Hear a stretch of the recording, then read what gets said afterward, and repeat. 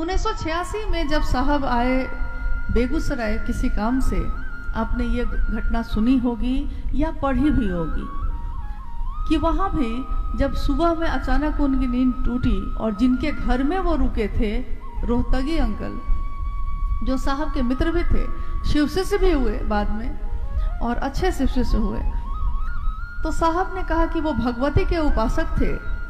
सुबह सुबह 4 बजे उठ के ही भगवती की उपासना शुरू कर देते थे। तो सुबह 4 बजे ही उठ के वो करने लगे। साहब का स्वभाव था, चूंकि शमशान साधना में बहुत रहे हैं, तो सुबह में देर से उठना, लेकिन इतनी तेज आवाज में अगर कोई श्लोक पढ़ने लगे तो आपकी नींद टूट जाती है। तो उनकी नींद भी टूट गई। तो साहब ने कहा कि बाहर ही बैठता हूँ। बाहर निकले, तब तक रोहतगी जी ने देखा कि साहब बाहर निकल रहे हैं, तो वो आके स्टूल और कुर्सी देकर उनको बोलने लगे कि चाय बना दे क्या। साहब ने कहा कि नहीं नहीं, आप जाइए ना, पूजा करिए पूजा करिए। तो वो चले गए पूजा करने।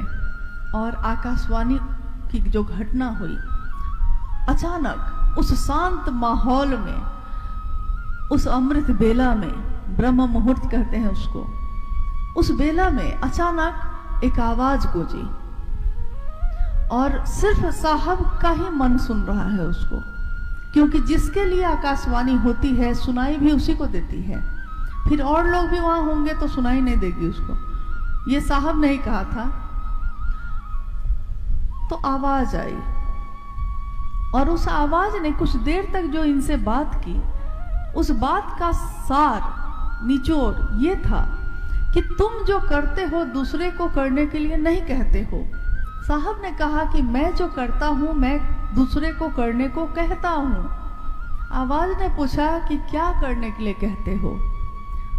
तो साहब को समझ में आ गया कि मैं कहता हूं शिव को गुरु बनाओ, क्योंकि शिव को गुरु बनाने की बात तो शुरू हो चुकी थी, लेकिन करने के लिए क्या कहते हो। तो करने के लिए मैं नमः शिवाय आ गया था, तो नमः शिवाय करने के लिए कहता था और कुंडलिनी साधना या और चीजें बताता था। आवाज ने कहा जो तुम करते हो वही दूसरे को करने को कहो, जो तुम करते हो वही दूसरे को करने को कहो। साहब ने कहा कि मैं क्या करता हूँ। साहब ने तब सोचा, आवाज जो सुनी तो उनको लगा कि मैं क्या करता हूँ। तो उनको सब कुछ समझ में आ गया कि मैं क्या किया। मैंने पहले शिव को गुरु बनाया, फिर दूसरों से कहा कि तुम भी शिव को अपना गुरु बनाओ, और इस कहने में मैंने सारे प्रयास किए, यहाँ तक कि मैंने चाय पिलाई उसको, खाना खिलाया, अपने यहाँ बैठाया, उसको सुलाया, मेरी जो जमा पूंजी थी तोड़कर भी दे दिया कि शिव शिष्य बनेगा, महादेव का काम करेगा। यानी दूसरों को प्रेरित किया शिव की तरफ चलने के लिए। खुद शिव शिष्य बना, दूसरे को प्रेरित किया। हम कहते हैं कि शिव के शिष्यों का यह लौकिक उद्देश्य क्या है, इन शिव चर्चाओं का उद्देश्य क्या है, हम क्यों करते हैं, हम शिव की बात क्यों करते हैं। तो एकमात्र उद्देश्य होता है कि स्वयं भी समझ सकें शिव यथार्थ में मेरे गुरु हैं, और दूसरों को भी हम समझा सकें कि तुम्हारे गुरु भी शिव हैं। यानी ये बना दूसरा सूत्र। जो पहले आया वो बनाया तीसरा सूत्र, जो उसके बाद आया वो बना दूसरा सूत्र। लेकिन पहला सूत्र हम लोग का क्या है कि शिव से दया मांगते हैं हम। और इसके पीछे जो घटना है उसके बारे में साहब ने बताया कि जब वो सिंहेश्वर धाम में गए थे और रसगुल्ले जो उन्होंने चढ़ाए थे, उस घटना का जिक्र किया।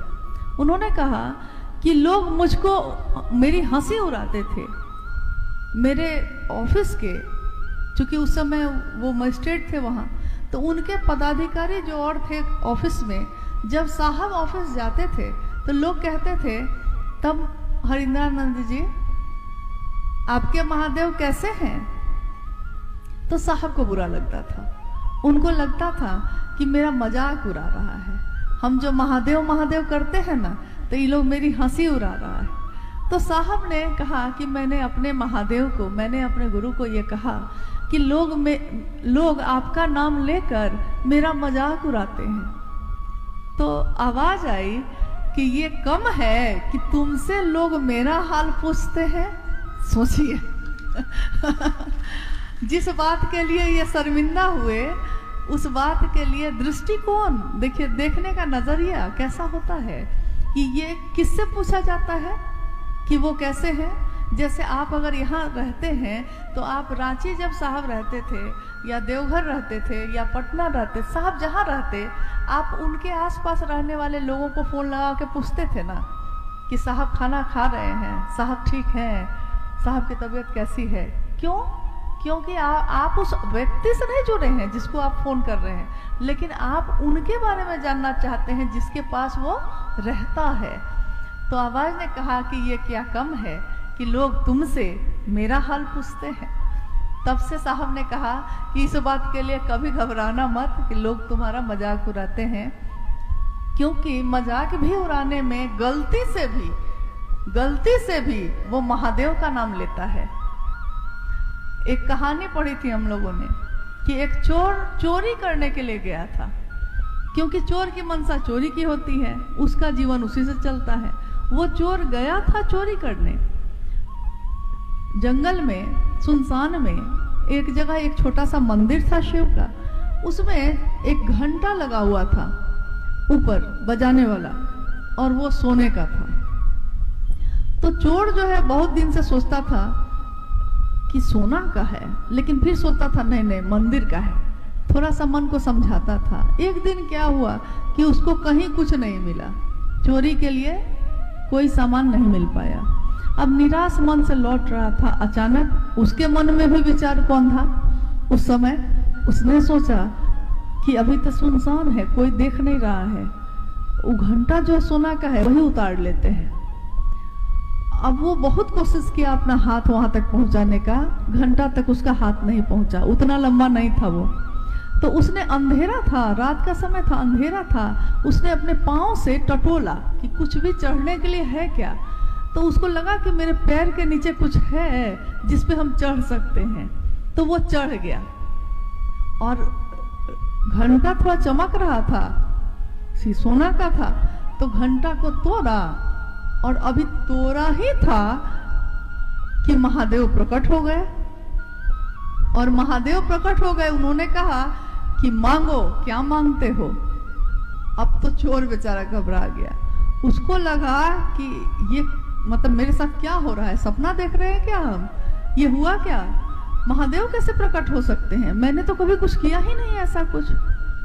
तो महादेव ने कहा कि बताओ, लोग मेरे ऊपर जल चढ़ाते हैं, दूध चढ़ाते हैं, फल फूल चढ़ाते हैं, तुमने अपने आप को ही चढ़ा दिया मेरे ऊपर क्योंकि वो शिवलिंग पे ही चढ़ गया था गलती से चढ़ गया था, लेकिन परिणाम में महादेव खुद आ गए। गलती से भी हरि से लागी रहो रे भाई, तेरा बनत बनत बन जाए। महादेव से गलती से भी अगर हम जुड़े रह जाएं, विवस्था में भी जुड़े रह जाएं, तो महादेव का के तरफ से परिणाम हमेशा कल्याण होता है, कल्याणकारी होता है। आइए, हम लोग तीनों सूत्रों पे हम लोगों ने बात की है। अगर कोई जिज्ञासा है तो उस पर भी थोड़ी देर हम लोग बात कर लें, फिर आप भी लौट जाएंगे, फिर हम लोग भी लौट जाएंगे, फिर ये मुलाकात हो ना हो कोई नहीं जानता। जीवन इतना क्षणभंगुर है, पता ही नहीं चलता कब कौन इस जीवन में देखते देखते दृश्य बदल जाता है। आदमी ठीक से देख पाता नहीं और पल में ये मंजर बदल जाता है। एक महादेव का सत्य ही नहीं बदलता, एक महादेव की सुंदरता ही नहीं बदलती, बाकी सब का सच बदल जाता है। जिसको भी सोचते हैं कि अपना है, कुछ ही दिन के बाद पता चलता है कि यह कितना बड़ा भ्रम था, वो अपना कभी था ही नहीं। तो वैसे ही साहब ने कहा कि हमेशा उस शिव पे ही, अपने गुरु पे ही विश्वास करना, क्योंकि उसके सिवा तुम्हारा अपना कोई इस धरती पे है ही नहीं। सिर्फ तुम्हारा ही नहीं, प्रत्येक आदमी के साथ यही स्थिति है। हम साथ रहते हैं, भीड़ में रहते हैं, लेकिन हैं तन्हा ही, हैं अकेले ही। और एकमात्र शिव का सानिध्य ही हमको शांति देता है, विश्राम देता है। विश्राम एक ही जगह मिलता है। आइए हम लोग कुछ जिज्ञासाओं पे बात कर लें। जिज्ञासा है कि शिव की पूजा और शिव की शिष्यता में क्या अंतर है, दीदी समझाने का प्रयास करें। भाई जयकांत जी बसई। शिव की पूजा और शिव की शिष्यता में क्या अंतर है, दीदी समझाने का प्रयास करें। शिव की पूजा और शिव की शिष्यता दोनों में क्या अंतर है? सबसे बेसिक, सबसे सामान्य जो अंतर दिखता है वो सबसे पहले यही है कि जैसे ही हम कहते हैं पूजा, तो हम कहते हैं कि पूजा कर रहे हैं भगवान का, श्रद्धा रखिए। नहीं, जो करवाते हैं वो क्या कहते हैं? अरे विश्वास रखिए, श्रद्धा रखिए, समर्पण रखिए, कहते हैं ना। यानी पूजा कर रहे हैं, श्रद्धा होनी चाहिए, समर्पण होना चाहिए, विश्वास होना चाहिए। और पूजा में शिव के मंदिर में, शिव के शिवलिंग के सामने या शिव की मूर्ति तस्वीरों के सामने खड़े होके वो कहता है भक्त कि तुम करुणा के अवतार हो, तुम सबका हरण करने वाले हो, दुख हरण करने वाले हो, तुम अच्छे से अच्छे हो, सुंदर से सुंदर हो, कल्याण स्वरूप हो। सामने खड़े होके वो फूल चढ़ाता है और गुणगान करता है। और शिव की शिष्यता में हम क्या करते हैं? शिव की शिष्यता में साहब हरिनानंद जी ने जिस दिन शिव को गुरु बनाया था, उन्होंने अविश्वास में शिव को गुरु बनाया था। कोई विश्वास नहीं था उनको, क्योंकि धोखे खाए थे उन्होंने। उनको कोई विश्वास नहीं था कि गुरु ये भी होंगे तो सही में होंगे कि नहीं होंगे। कोई श्रद्धा नहीं थी। उन्होंने कहा कि आप इतना खराब नहीं बोल सकते महादेव के लिए जितना मैं बोलता था। गुस्सा था, क्रोध था, मैं बोलता था कि यहाँ भी कुछ नहीं है, मान लिया है महादेव को लेकिन कुछ नहीं है यहाँ, और समर्पण तो था ही नहीं। लेकिन उन्होंने कहा कि मैंने अपने अनुभूति से ये समझा है कि अविश्वास में भी, अश्रद्धा में भी और संशय में भी अगर शिव के प्रति विचार में भी खड़े रह गए तो शिव परिणाम देते हैं। बिल्कुल वही जो विश्वास के साथ कोई खड़ा है उसको जो परिणाम मिलेगा, अविश्वास के साथ भी जो खड़ा है उसको भी वही परिणाम मिलेगा। अंतर नहीं करते गुरु, क्योंकि विद्यार्थी गुरु से प्यार करता ही नहीं है, ये गुरु समझते हैं। लेकिन उनके क्लास में आ जाता है तो गुरु पढ़ाते हैं। इसलिए शिव की शिष्यता में और शिव की पूजा में जो सबसे सामान्य तौर पे जो अंतर नजर आता है वो ये है। और इसमें शिव की शिष्यता में हम अपने शिव का गुणगान करते हैं। कहाँ? किसी भी व्यक्ति से, कहीं भी दुनिया में कहीं भी हम जाते हैं, रहते हैं, खाते हैं, पीते हैं, सब से हम अपने गुरु की बात करते हैं। यहाँ तक कि सामने वाले, एक बार रांची में क्या हुआ कि कुछ गुरुबाने आई तो उन्होंने कहा, साहब के सामने वो लोग आई थी मिलने, तो साहब से उन्होंने कहा कि जी हम लोग रोज इधर निकलते हैं फटाफट के लिए, थोड़ी देर 1 घंटा भी सुबह में स्टेशन है बगल में, या लोग आते जाते हैं तो उनसे महादेव की बात कर लेते हैं। साहब ने कहा बहुत अच्छी बात है, अच्छा है, 1 घंटा कर भी लो, घर भी देखो, सब दोनों काम होना चाहिए। तो उसमें से एक गुरुबान ने हंसते हुए कहा कि जी आज क्या हुआ कि जब हम लोग आ रहे थे इस तरफ तो कुछ लोग जो इस मोहल्ले में रहते हैं, हम लोगों को दूर से ही देखकर उन्होंने रास्ता बदल लिया। तो मैंने पूछा कि क्यों रास्ता बदल लिया? तो उन्होंने कहा क्योंकि हम लोग जब मिलते हैं महादेव की बात करते हैं तो वो दूर से ही रास्ता बदल ली और वहीं से कही हम लोग बन गए हैं, हम लोग बन गए। देखिए, विचार ही तो था, शिव मेरे गुरु हैं, लेकिन जो हृदय में होता है, विचार पैदा होता है दिमाग में, लेकिन विचार धीरे धीरे हृदय में जाता है, विचार भाव में बदलता है, और जब भाव में बदलता है तो हृदय का पक्ष हो जाता है। तो हृदय का पक्ष जब होता है तो हम इसकी अभिव्यक्ति करते हैं, बोलते हैं, जितना बोल सकते हैं उतना बोलते हैं। महादेव जानते हैं कितने अच्छे हैं, अरे बहुत अच्छे हैं, मान के तो देखिए, करके तो देखिए। अच्छा चलिए, इतना नहीं मानते हैं, पहला सूत्र ही बोल दीजिए कम से कम।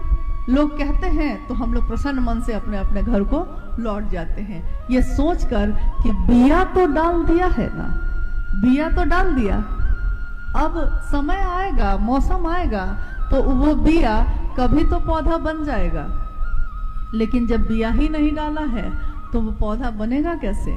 साहब ने कहा है, याद करिए कि छींटो छींटो, जितना छींट सकते हो छींटो, अपने गुरु के नाम का बिया जहां तक छींट सकते हो छींटो।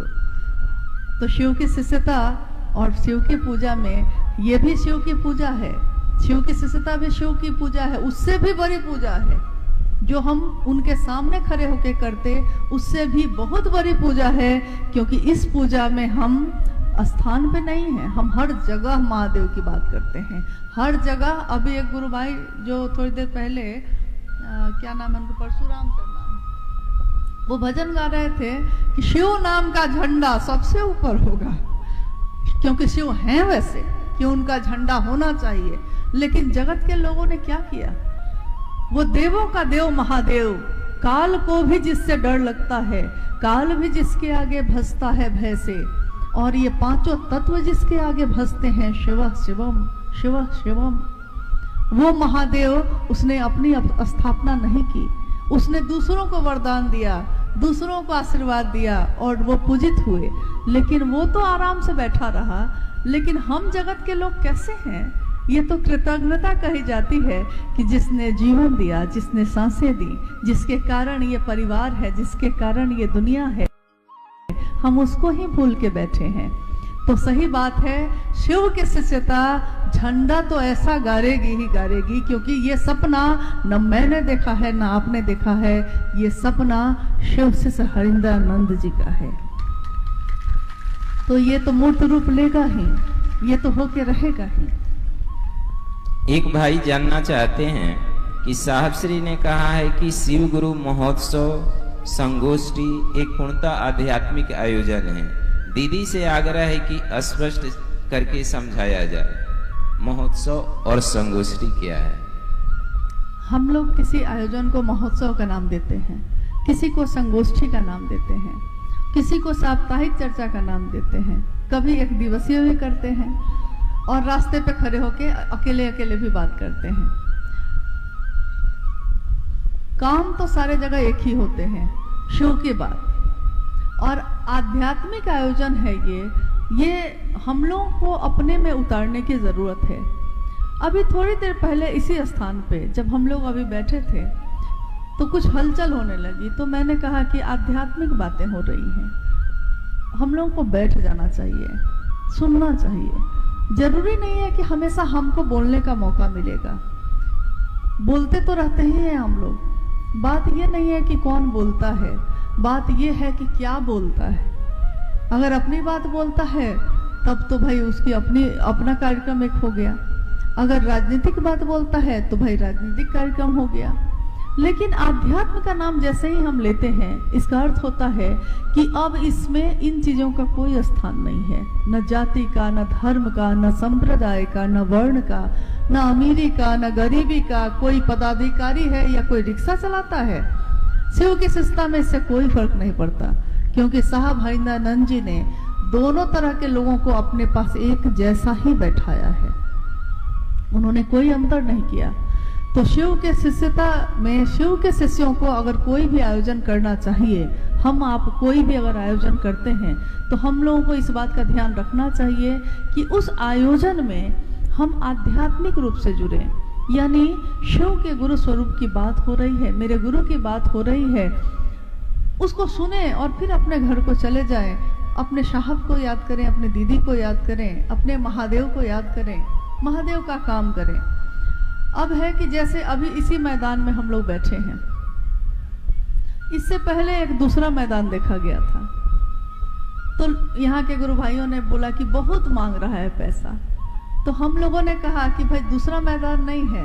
इन लोगों ने कहा कि है, लेकिन बड़ा गंदा है, पानी है चारों तरफ। और आपको पता है कि पिछले कुछ दिनों से लगातार यहाँ के गुरु भाई गुरु बहनों ने कुदाल चला कर, सफाई कर करके इस मैदान को एकदम समतल और साफ बना दिया। काम ये हुआ, मैदान बुक करके कार्यक्रम करना कोई बड़ी बात नहीं थी, लेकिन मैदान बनाकर काम करना ये शिव शिष्यता है। क्योंकि आप एक संदेश छोड़कर जाते हैं समाज के लोगों के बीच। यहाँ के गांव के लोग कहेंगे कि यहाँ शिव चर्चा हुई, इस बहाने देखिए कितना सुंदर हो गया ये परिवेश, नहीं? क्योंकि वो तो हम लोग कभी भी कर लेते। और मुझको याद है कि बिहार में जब शुरू में शिव चर्चा शुरू हुई थी, तो उस समय गांव-गांव में साहब और दीदी जाते थे और गांव-गांव में शिव चर्चाएं होती थी। गांव के ही गुरु भाई गुरु बहन मिल के उस मैदान को, मुझको तो याद है कि मतलब कभी कभी किसी वीडियो में मैंने देखा, क्योंकि उस समय मैं नहीं थी, मैं बाद में आई थी, लेकिन वीडियो में मैंने देखा कि लोगों ने उसको नीप के अपने हाथों से ऐसा पवित्र जैसा कर दिया था कि लगता था कि सब ऐसे बैठे थे। और तिरपाल टांग के खुद ही कागज काट काट के सजा भी दिया। देखिए, अति सामान्य लोगों ने शिव की चर्चाएं शुरू की। साहब उस समय क्या थे? बड़े पदाधिकारी थे। मां नीलम आनंद जी क्या थी? राज परिवार की बेटी, डिप्टी कलेक्टर की पत्नी थी। लेकिन अपने अस्तित्व को भूलकर उन्होंने शिव के लिए वैसी जगहों को चुना जहां के लोग शिव के लिए चल सकते थे, जो कर सकते थे। तो उन्होंने उन लोगों का साथ दिया। वो उनके घर में रहे, उनके साथ खाए, उनके साथ रात और दिन बिताया। और महादेव की बात इतनी की कि सुबह से कब रात से कब सुबह हो गई पता ही नहीं चला। एक बार साहब ने शाम में चर्चा शुरू की, चर्चा हो रही है और सामने वाले लोग सुन रहे हैं। बाद में उनको लगा कि बहुत समय हो गया है, तो उन्होंने कहा कि नीलम चाय थोड़ा बनवाइए। तो माँ ने कहा कि पहले मुंह धोइए क्योंकि सुबह हो गई है। तो सोचिए तो क्या अद्भुत समय रहा होगा। देखिए बोलने वाले तो साहब थे, लेकिन बोलने वाला कितना भी अच्छा बोले, कितनी भी अच्छी बात सुना रहा हो, सुनने वाला अगर नहीं, उसका भी अच्छा रहना बहुत जरूरी है। अगर सुनने वाला नहीं सुने तो आने वाले और बोलने वाले का कोई वैल्यू नहीं है। इसलिए हमेशा याद रखिएगा, सारा मतलब आयोजन, सभी आयोजन में शिव शिष्यों की ही खूबसूरती है, क्योंकि वही करते हैं। हाँ, जो आया है वो फिर चला जाएगा, हम ही आए हैं फिर चले जाएंगे, लेकिन यहाँ मेहनत कौन कर रहा है? इसलिए कल भी कुछ गुरु भाई गुरु बहनों से बात हो रही थी यहाँ थोड़ी देर के लिए, तो उसमें हम लोगों ने ये कहा कि देखिए, कभी कोई सुनते हैं कि यहाँ से आए, कि कोई गुरु भाई यहाँ से आए तो चर्चा हो रही है, कभी सुना यहाँ से आए तो वहाँ से चर्चा हो रही है। हर आदमी बोले जा रहा है। और उस समय मैं देखती हूँ कि आप लोग जो यहाँ पे काम किए हैं, आप लोग गौन हो जाते हैं, और जो आ गया है चाहे वो अपने क्षेत्र में उसको कोई पूछ नहीं रहा होगा, लेकिन यहाँ आ गया है तो मुख्य वक्ता वही हो जाता है। तो मुझको लगता है कि क्या कर रहे हैं आप लोग, ये क्यों कर रहे हैं, कारण क्या है इसके पीछे? नहीं आपको लगता है कि ऐसा अजीब सा लगता है क्या? मैंने उनको कहा, क्या आपके जाने पे वो ऐसा आयोजन करके आपको मुख्य वक्ता बनाएंगे? अगर बनाएंगे तो जरूर जाइए। तो उसी पे मैंने सुनाया एक बार कि साहब ने कहा कि, और बड़ा हंसे थे साहब इस बात को कह के। उन्होंने कहा कि एरोड्रम देखे हैं, एरोड्रम जिसपे हवाई जहाज या हेलीपैड बनता है तो हेलीकॉप्टर उड़ता है, और हवाई जहाज, छोटा हवाई जहाज, बड़ा हवाई जहाज, सब जो है एरोड्रम पे चलता है। तो साहब ने कहा कि ये शिव शिष्यता का एरोड्रम मैंने बना दिया है। साहब ने कहा एरोड्रम मैंने बना दिया है, अब देखता हूं कि सब अपना अपना हवाई जहाज उड़ाया जा रहा है, इस पे सब अपना अपना उड़ाया जा रहा है। उस समय मैं सोचता हूं, उड़ा तो रहे हो बाबू, अगर वो एरोड्रम नहीं रहे तब तो उतरोगे फिर कैसे? एरोड्रम रहना चाहिए। यानी शिव मेरे गुरु किस कारण से हुए, इसको नहीं बोलना चाहिए हम लोगों को। ये साहब की ही दया है, उन्हीं के कारण। मूल तो वही है, क्योंकि अगर वो जगत में पैदा नहीं होते, अगर वो मानव के रूप में हम लोगों के बीच उठते बैठते नहीं, बातें नहीं करते, बताते नहीं, तो हम कैसे जानते कि शिव गुरु हैं? क्योंकि महादेव को भी इस जगत में पहुंचने के लिए मानव का रूप लेना पड़ता है। तभी हम उनको छू सकते हैं, तभी हम उनको सुन सकते हैं, तभी हम उनको देख सकते हैं, क्योंकि इन आंखों से उस शिव का दर्शन सीधे नहीं हो सकता है। तो इसके लिए उनको मानव रूप में तो आना ही पड़ा, और मानव रूप में आकर उन्होंने क्या किया, शिव की स्थापना की, शिव से मिलवाया। और क्या किया, लोगों को ये नहीं कहा कि मुझसे जुड़ो, उन्होंने कहा कि शिव से जुड़ो, क्योंकि मैं आज शरीर में हूं, कल नहीं रहूंगा, लेकिन मैं हूं सजनी मील का पत्थर। एक कवि है माखनलाल चतुर्वेदी, उन्हीं की लिखी हुई ये कविता है, और इस पंक्ति को साहब ने बहुत बार कोट किया है। मैं हूं सजनी मील का पत्थर, अंक पढ़ो चुपचाप पधारो, मत आरोपो अपने पन को, मत मुझ पर देवत्व उतारो। मैं हूं सजनी मील का पत्थर, मैं मील का पत्थर हूं, मुझसे जुड़ोगे तो रास्ता पे आगे कैसे बढ़ोगे, मुझको छोड़ोगे तो रास्ता भटक जाओगे। दोनों बात है, क्योंकि मील का पत्थर हर 1 किलोमीटर पे मिलेगा। वो बताता है आपने यात्रा कितनी तय की है, आपकी यात्रा और कितनी बाकी है।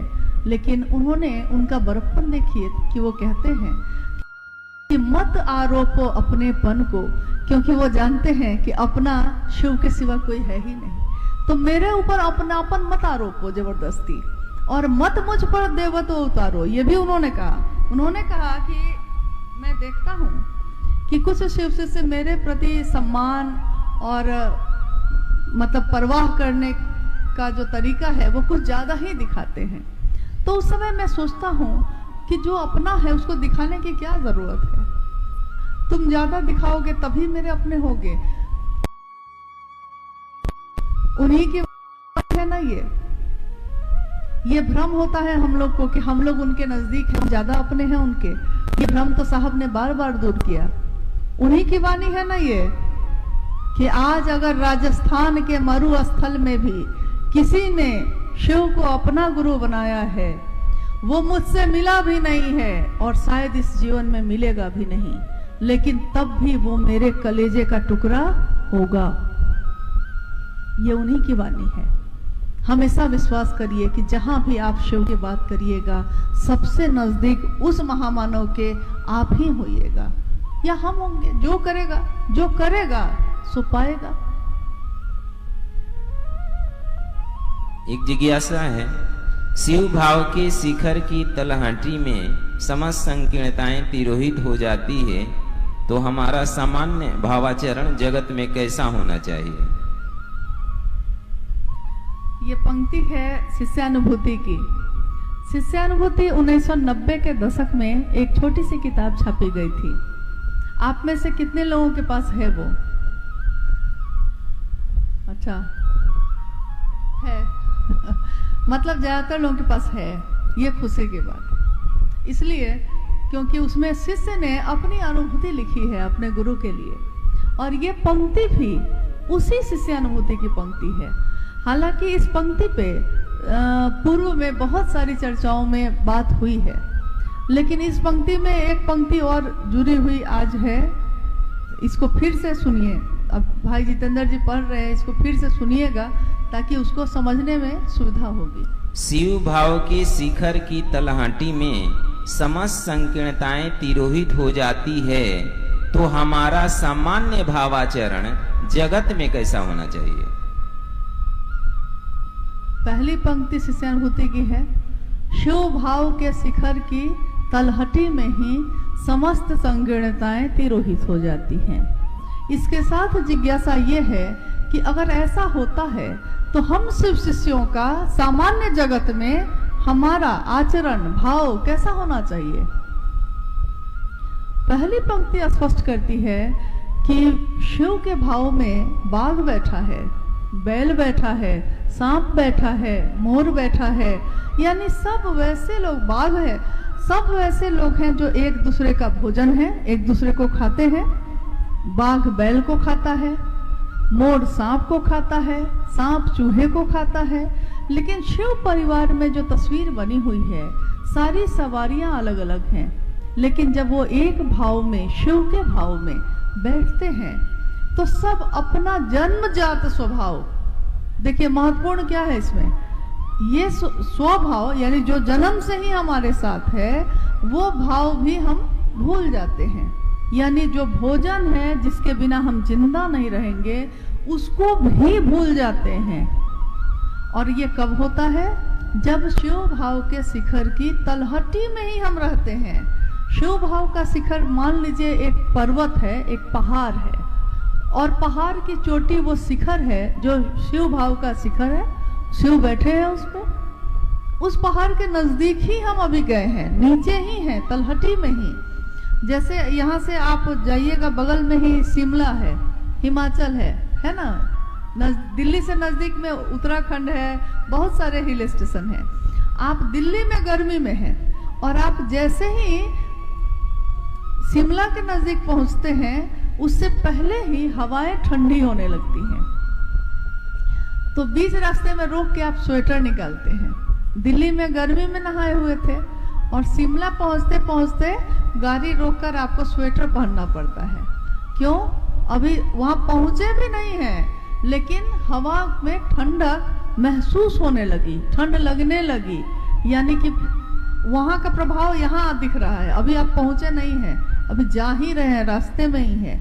मेरा मन जब शिव भाव के शिखर की तरफ जा ही रहा है तो मेरा मन धीरे धीरे किन चीजों को छोड़ता जा रहा है?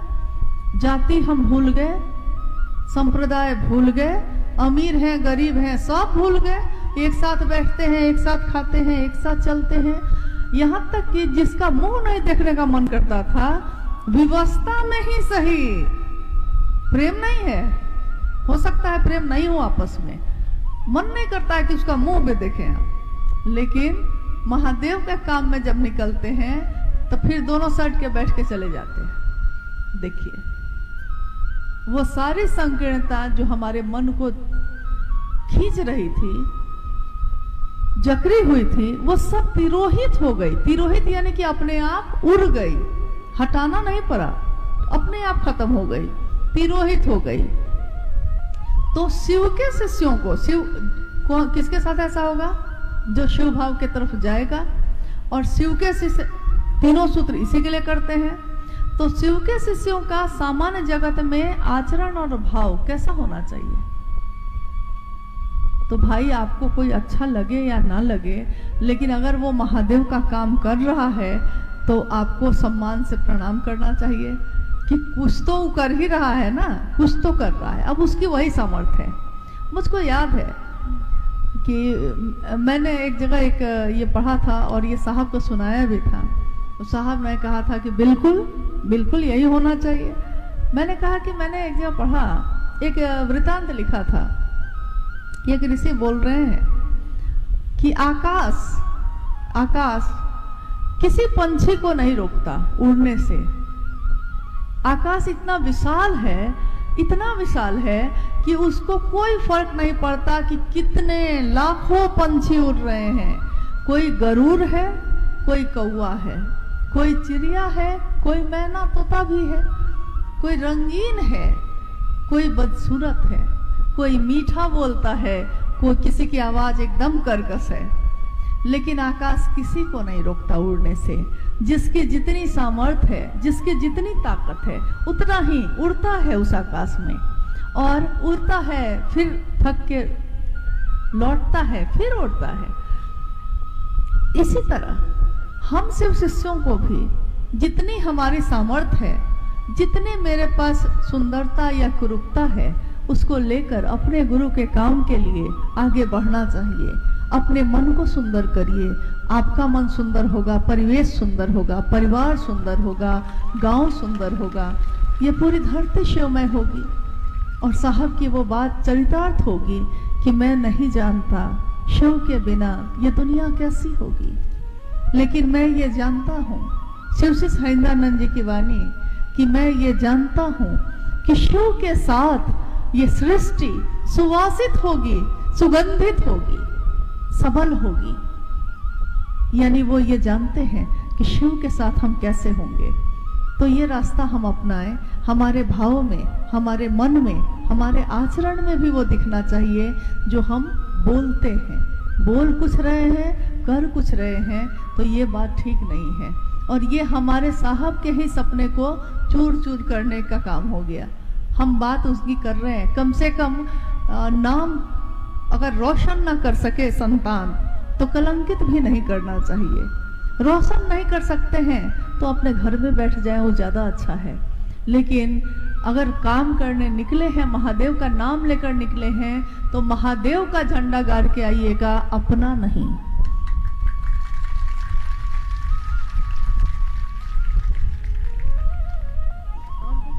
जिज्ञासा है, गुरु अपने शिष्य के व्यक्तित्व के सर्वोत्तम पक्ष को उजागर करते हैं, कैसे? कृपया समझाने का प्रयास करें। ये भी शिष्यानुभूति की ही पंक्ति है।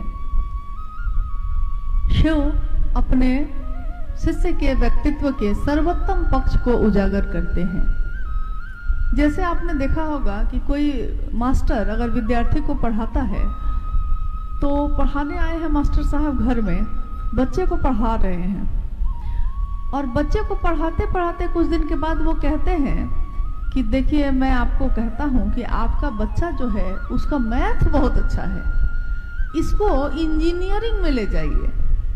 कहता है ना, मास्टर समझ जाता है बच्चे के बारे में कि उसका जितने विषय वो पढ़ता है किस विषय में सबसे अच्छा है। और उल्टा भी बोलता है कि अगर साइंस अच्छा नहीं है तो कहता है कि देखिए, आप माता पिता हैं, जबरदस्ती बच्चा को साइंस मत पढ़वाइए, क्योंकि आपके बच्चे का दिमाग वैसा नहीं, साइंस वाला नहीं है, आर्ट्स वाला है, कलाकार का दिमाग है ना, आर्ट्स पढ़ाइए। यानी मास्टर समझ जाता है कि उसका सबसे सुंदर पक्ष क्या है पढ़ाई में। और आध्यात्म के रास्ते पे जब हम जाते हैं, गुरु सदगुरु और सदगुरुओं के गुरु जब जगत गुरु की बात करते हैं, तो उन्होंने तो बनाया ही है, उनसे ज्यादा अच्छा कौन जानता है कि हमारा सबसे सुंदर पक्ष क्या है। और सबसे सुंदर पक्ष क्या है? किसी व्यक्ति का करुणा, स्नेह, सहानुभूति, घृणा, नफरत, इसमें से कौन सा पक्ष सबसे सुंदर है? अलग अलग भाव है ना, हम लोग के अंदर अलग अलग भाव उमड़ते हैं। तो घृणा किसी को अच्छी लगती है, नफरत किसी को अच्छी लगती है, लेकिन प्रेम और करुणा सबको अच्छी लगती है, चाहे वो आपको दे या ना दे। लेकिन अगर आप उसके लिए करुणा रखते हैं तो वो उसको अच्छा लगता है। और ये किसका भाव है? करुणा किसका भाव है? तो ये शिव का भाव है। यानी व्यक्ति के शिव के शिष्य के रूप में उसका सर्वोत्तम पक्ष है शिव हो जाना, शिव ही हो जाना, उससे न नीचे न उससे ज्यादा। जैसे कोई पानी के बूंद हैं, हम अलग अलग हैं, हमारी अपनी कोई औकात नहीं, हमारी आपकी कोई क्षमता नहीं, हम क्या बोलेंगे, क्या सोचेंगे, क्या करेंगे हमको नहीं पता, हमसे हो भी नहीं पाता। महादेव का काम तक करने के लिए महादेव की दया नहीं हो तो नहीं होगी, महादेव की दया ना हो तो आप मेरी बात क्यों सुनेंगे। सारी बातें महादेव की दया के अनुरूप ही चलती है। हमारी कोई औकात नहीं, एक बूंद की क्या औकात है। लेकिन अगर वो बूंद समंदर में मिल जाए, है वो बूंद मिल गई है समंदर में, तो उसी बूंद की औकात कुछ भी नहीं थी, लेकिन आज उसकी औकात समंदर के बराबर है। समंदर की औकात ही उस बूंद की औकात है, मतलब बिसात है, क्षमता है, ऊर्जा है। शिव के शिष्य किससे मिलने की बात कर रहे हैं? किसी गुरु भाई से, किसी गुरु बहन से, दीदी भैया से, किससे मिलना है हम लोग को? हम लोग जितने लोग हैं यहाँ बैठे हैं या कहीं भी कोई सुन रहा है, मिलना किससे है? हम ये काम कर क्यों रहे हैं? हम लोग अपने समय को क्यों नष्ट कर रहे हैं? नष्ट कर रहे हैं या उसका सदुपयोग कर रहे हैं? क्या कर रहे हैं? हम ये क्यों कर रहे हैं?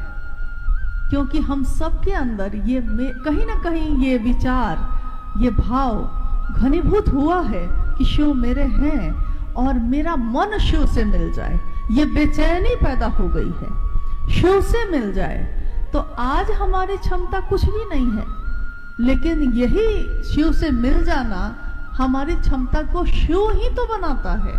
तो व्यक्ति के सबसे सर्वोत्तम पक्ष जो होता है शिव के शिष्य का, वो यही होता है कि वो शिव हो जाए दुनिया में, जो दुनिया देख सके, जो दुनिया महसूस कर सके। समय ज्यादा हो रहा है, होने वाला है। एक लास्ट और जिज्ञासा। इस संसार में बहुत सारी देवी देवता हैं, लेकिन हम शिव को ही क्यों गुरु बनाएं? इस संसार में बहुत सारे देवी देवता हैं, तो फिर हम शिव को ही क्यों गुरु बनाएं? उन देवी देवताओं को क्यों ना गुरु बनाएं? इस पर दीदी से जिज्ञासा की गई है कि बताने का प्रयास करें कि शिव को ही हम क्यों गुरु बनाएं? शिव को ही गुरु क्यों बनाएं? तो एक सामान्य व्याख्या तो यही है कि जो गुरु का काम करता है, गुरु तो हम उसी को ना बनाते हैं। देवी देवता बहुत सारे हैं। माँ काली काल से परे की देवी हैं, माँ दुर्गा युद्ध की देवी हैं, माँ लक्ष्मी धन की देवी हैं, माँ सरस्वती जो जगत में जो ज्ञान है उसकी देवी हैं। तो देवी देवता बहुत सारे हैं, लेकिन जगत का गुरु जो होगा, जो जगत के प्रत्येक व्यक्ति को शिष्य बना सकता है, जो गुरु का काम करता है, हम गुरु उसी को बनाएंगे ना। जो काम करता है, साहब ने कहा कि कलेक्टर है, लेकिन कलेक्टर है पढ़ के गया है, पहले क्लास के बच्चा को पढ़ा सकता है, वो बीए का बच्चा को भी पढ़ा सकता है, लेकिन पढ़ाने का काम वो नहीं करता। तो आप उसके पास जाइएगा पढ़ने? नहीं जाइएगा। जाइएगा तो उसके पास ना जो पढ़ा सकेगा। तो जगत के गुरु शिव के बारे में कहा गया कि वो गुरुओं के गुरु हैं, और सारी गुरु परंपरा अगर शुरू भी हुई है तो वहीं से हुई है।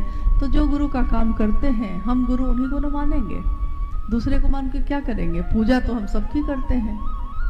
गुरु जीवन जीने की कला सिखाते हैं। जीवन जीते तो सब कोई है, एक पशु भी जीता है, एक इंसान भी जीता है, जीवन तो सब जीते हैं, लेकिन एक सुंदर जीवन, ऐसा जीवन जिसको लोग भुला नहीं सके, ऐसा जीवन तो एक, मैंने देखा एक बार कि एक गीली लकड़ी जल रही है, उसमें से धुआं उठ रहा है, आग है उसमें, धुआं उठ रहा है, बहुत देर, पूरा दिन रात बीत गया, वो जल रही है, थोड़ी सी धुआं उठ रहा है, सोंधी गीली लकड़ी सा, जलना भी कोई जलना है। उस जलने में क्या है? कुछ नहीं। लेकिन एक जीवन और होता है, फूस का।